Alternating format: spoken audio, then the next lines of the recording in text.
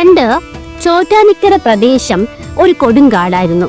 അവിടെ താമസിച്ചിരുന്ന കണ്ണപ്പൻ എന്ന കാട്ടുനായകൻ പശുക്കളെ മോഷ്ടിച്ച് ബലി കൊടുക്കുന്നത് പതിവായിരുന്നു. ഒരിക്കൽ കണ്ണപ്പന്റെ മകൾ ഒരു പശുവിനെ വളർത്താൻ തുടങ്ങി. പിന്നീട് ബലി നൽകാൻ പശുക്കളെ കിട്ടാതെ വന്നപ്പോൾ കണ്ണപ്പൻ മകളുടെ പശുവിനെ ബലി നൽകാൻ തീരുമാനിച്ചു. എന്നാൽ പശുവിന് പകരം തന്നെ ബലി നൽകിക്കൊള്ളാൻ മകൾ ആവശ്യപ്പെട്ടു. മകളുടെ വാക്കുകൾ കേട്ട് കണ്ണപ്പൻ പശുബലി നിർത്തി. എന്നാൽ കുറച്ചു നാളുകൾക്ക് ശേഷം മകൾ മരണപ്പെട്ടു. മകളുടെ മരണശേഷം തന്റെ പശു ഒരു കല്ലായി മാറിയെന്ന് കണ്ണപ്പൻ സ്വപ്നം കണ്ടു. പിറ്റേന്ന് നോക്കിയപ്പോൾ അത് സത്യമാണ് എന്ന് അയാൾക്ക് മനസ്സിലായി. അന്ന് അവിടെ എത്തിയ ഒരു സന്യാസി പശുവായി വന്നത് മഹാലക്ഷ്മിയാണെന്നും അവിടെ നിത്യവും ആരാധന നടത്തണമെന്നും കണ്ണപ്പനോട് പറഞ്ഞു. കുറെ കാലങ്ങൾ കഴിഞ്ഞു കണ്ണപ്പനും മരണപ്പെട്ടു.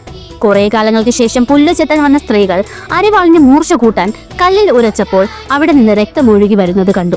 ഉടൻ തന്നെ എട്ടാട് നമ്പൂതിരി വിവരം അറിയിക്കുകയും വർഷങ്ങൾക്ക് മുമ്പ് കണ്ണപ്പൻ പൂജിച്ചിരുന്ന വിഗ്രഹങ്ങളാണിവ എന്ന് അദ്ദേഹം കണ്ടെത്തുകയും ചെയ്തു. അങ്ങനെയാണ് ഇന്നത്തെ പ്രസിദ്ധമായ ചോറ്റാനിക്കര ക്ഷേത്രം അവിടെ ഉയർന്നു വന്നത്. കൂടുതൽ അറിവുകൾക്കായി ഇപ്പോൾ തന്നെ സബ്സ്ക്രൈബ് ചെയ്യുക.